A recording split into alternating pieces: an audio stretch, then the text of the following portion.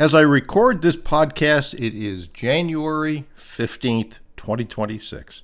So we're now in the middle of January, and statistically, this is the point where most New Year's resolutions quickly start to fall apart. Not because people are bad or not because they're lazy, but because hope has replaced execution. So let me ask you a very direct question. How is your refocus on 2026 actually going? Not how do you feel about it, not what you intended to do, but what are you actually doing week to week? And a few questions. Are you still using the Ivy Lee method? Are you still identifying the 6 most important actions for the day? Are you finishing them in order of priority?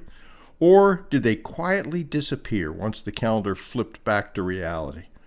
Are you still making execution commitments? Real commitments that involve other people. Emails sent, calls made, meetings requested, follow-ups completed. Or have you drifted back into planning, organizing, research, thinking? Here's the hard truth.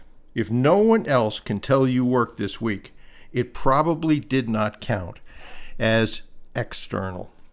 Now, if you're off track, that's not failure though. That's feedback.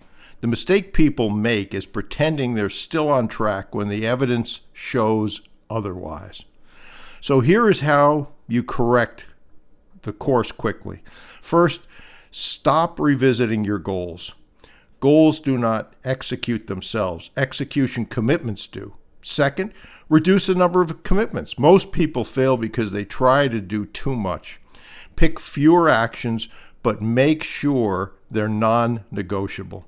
That's important for you, but it's also important that the people you interact with, whether that's your board, your professionals, your partners, your acquisition prospects, see that you do what you say you're going to do. Third, re-anchor to time. Execution commitments need deadlines that create discomfort. If your schedule's too comfortable, you're usually not stretching. And fourth, put friction back into your week. Cold calls, direct outreach, follow-ups with people who have not responded. These are things that create progress and also resistance. And finally, review this weekly, not emotionally, but factually. What did I commit to do? What did I complete?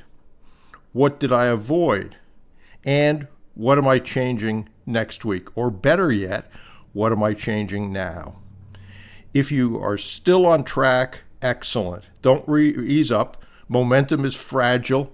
Keep doing what you're doing. Just usually do more of it if you can do that. Consistency in January is what separates people who talk about 2026 being their year from people who dominate 2026. So stay focused, stay uncomfortable, keep executing, taking action on the most important things. And most of the time, people can't do this alone. They need a team around them. They need other people to do tasks as well. So think about, would you benefit from joining my Empire Group coaching or the VIP Mastermind?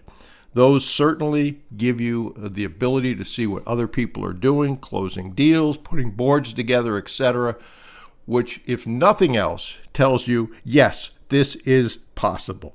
So I hope that helps. I hope your check-in is a realistic, sober check-in on where you are today and to make those course corrections so that 2026 is a year in which you succeed in your goals.